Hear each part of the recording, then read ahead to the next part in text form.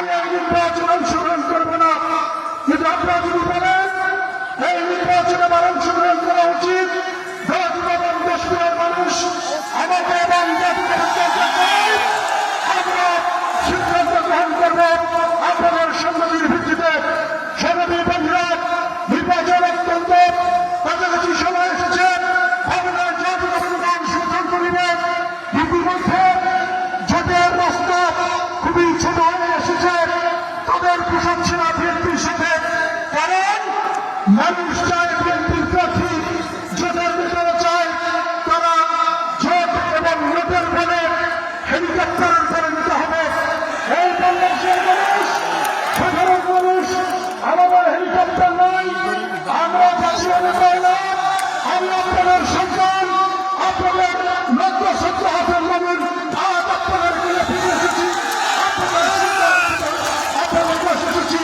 আপনারা যে অনুমতি দিবেন, আপনারা যে নির্দেশ দিবেন, সেই নির্দেশ পালন করি আমরা এই জাতীয় নির্বাচনে সিদ্ধান্ত নিব। যদি সাধারণ মানুষ, বিএনপি নেতা কর্মীরা আমাকে চায় কোন সিদ্ধান্ত আমরা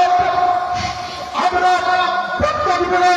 আগামী জাতীয় নির্বাচনে অবশ্যই আমরা এই জাতীয়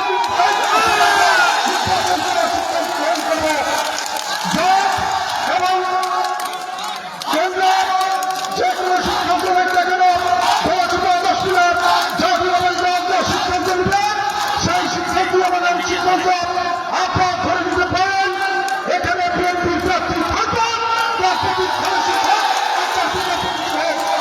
আমি বিশ্বাস করি এবং মনে করি এবং আমি ইতিমধ্যে যখন জোটের রাজনীতি প্রত্যাখ্যান হয়েছে বাংলাদেশের মানুষ জাতীয়তাবাদী দলের কোন জোটের প্রার্থীকে ভোট দিতে রাজি নয়।